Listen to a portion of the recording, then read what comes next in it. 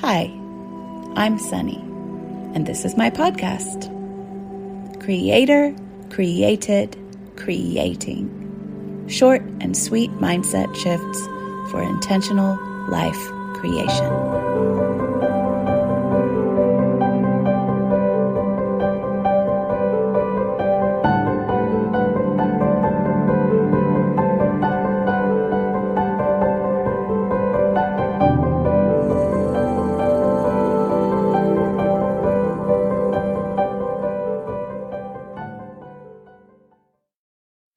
So I want to bust a myth today because I just realized something in a new way. I've known this, but it just hit me on a new level and I just couldn't wait to share it with you.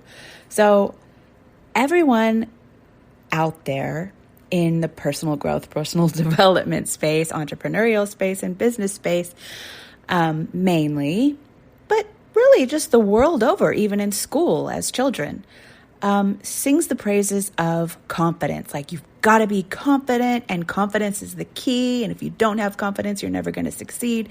And it's all about confidence, right? Like, you have to be confident. And when you're not feeling confident, then you're feeling so far away from any kind of success that you could have, because the truth is you don't feel confident. And I just want to assure you that you do not have to be confident. And the reason why I'm saying this, so it seems like people who are confident succeed. Yes, but guess what? People who are totally insecure and not confident also succeed all the time. People have built entire careers on sharing their vulnerabilities. People have built entire hugely multi-million-dollar careers on being insecure and sharing their vulnerabilities.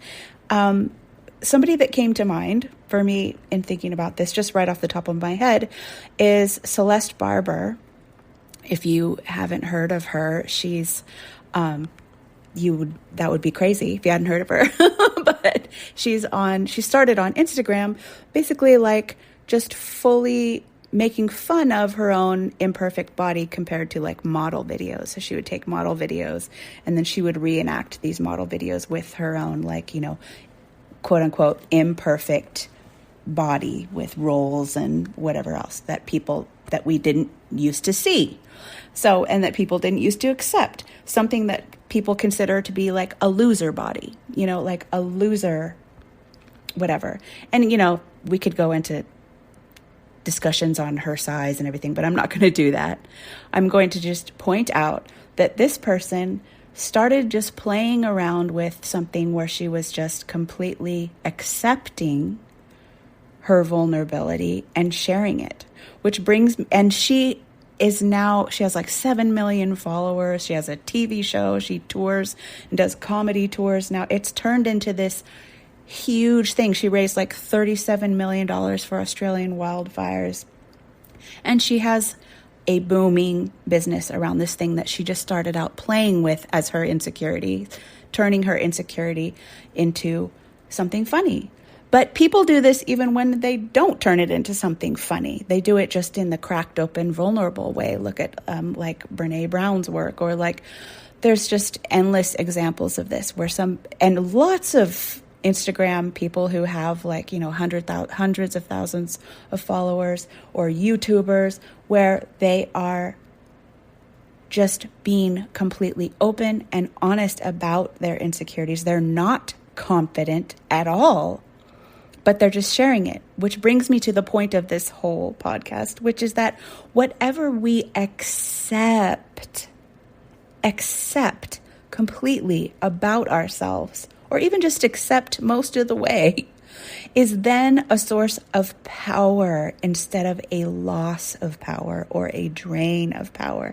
It's only when we're not accepting that we have this vulnerability, we're not accepting that we have this loser part, or this, whatever that shadow is for you, whatever that insecurity is for you. When it's not accepted, that's what holds you back.